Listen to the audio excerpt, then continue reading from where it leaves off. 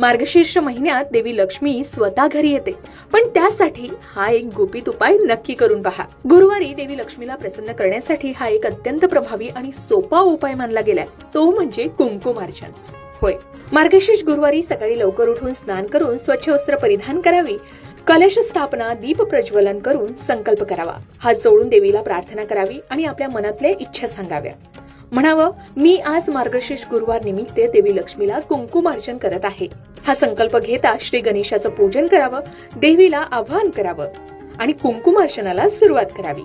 देवीचा नामजप करत देवीच्या मूर्तीवर चिमूटभर कुंकू वाहत देवीला कुंकवानं आच्छादित करावं। करंगळी आणि तर्जनी बोटाचा स्पर्श न करता मृगी मुद्रेनं म्हणजेच केवळ अंगठा, अनामिका आणि मधील बोट यांनीच कुंकुम घेऊन देवीच्या चरणांपासून मस्तकापर्यंत वाहावं।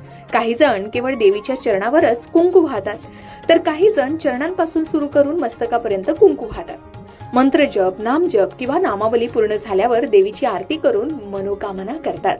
अशा प्रकारे कुंकवात शक्ती तत्व आकृष्ट करण्याची क्षमता जास्त असते, म्हणून देवीच्या मूर्तीला कुंकुमार्चन केल्यावर ती जागृत होते। आपण ही मार्गशीर्ष गुरुवारी